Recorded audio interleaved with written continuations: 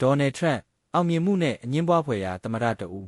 ဒေါ်နယ်ထရန့်ရဲ့ဆွဲဆောင်မှုသူ့ကိုအမေရိကန်သမိုင်းမှာအငင်းပွားတန်တဲ့သမ္မတလို့ခေါ်ကြတယ်ဒေါ်လာဘီလီယံနဲ့ချီပြီးချမ်းသာပေမဲ့နိုင်ငံရေးမဆောက်ဝင်ခင်သူ့မှာကြီးမားတဲ့အရှုံး6ကြိမ်ရှိခဲ့ပါတယ်ဒါကတော့ဒေါ်နယ်ထရန့်ရဲ့မဖုံးနိုင်တဲ့ဇာတ်လမ်းပါ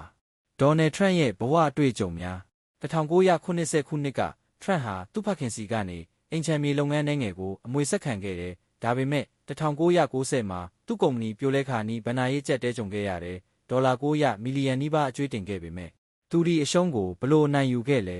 ထရန့်ဟာသူ့ကိုယ်သူပြန်လည်ရုံးထမဲ့သူအဖြစ်ပြောင်းလဲခဲ့တယ် TV show တစ်ခုရဲ့ရုပ်သံဇာတ်လမ်းတွဲနဲ့နာမည်ကြီးလာပြီး2016မှာသမ္မတအဖြစ်ရွေးချယ်ခံခဲ့ရတယ်ဒါပေမဲ့သူ့ရဲ့သက်တမ်းကဘာတွေကိုပြောင်းလဲခဲ့လဲဒေါ်နယ်ထရန့်ရဲ့အငင်းပွားဖွယ်ရာများထရန့်ရဲ့သမ္မတသက်တမ်းမှာမက္ကစီကိုနိုင်ရန်တိဆောက်ရေးဖိတ်သတင်းဆိုတဲ့အသုံးအနှုန်း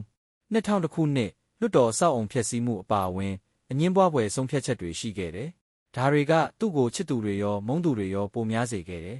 မှတ်သားလေ့လာဒေါ်နယ်ထရန့်ပေးတဲ့သင်ခန်းစာများဒေါ်နယ်ထရန့်ရဲ့ဇာတ်လမ်းကတင့်ကိုဘာသင်ခန်းစာတွေပေးနေလဲအရှုံးကိုမကြောက်ပါနဲ့သူက6ကြိမ်တိုင်အကျွေးတင်ခဲ့ပေမဲ့နောက်ဆုံးမှာတော့အောင်မြင်ခဲ့တယ်မီဒီယာကိုအသုံးချတတ်ပါသူကရုပ်သံနဲ့ဆိုရှယ်မီဒီယာကိုအစွမ်းကုန်သုံးခဲ့တယ်ရဲရဲဝံ့ဝံ့ရက်တီပါသူကဝေဖန်မှုတွေကိုဂရုမစိုက်ပဲသူ့လမ်းကိုသူလျှောက်ခဲ့တယ်ဒီဇာတ်လမ်းကတင့်ကိုဘာတွေသင်ပေးလဲ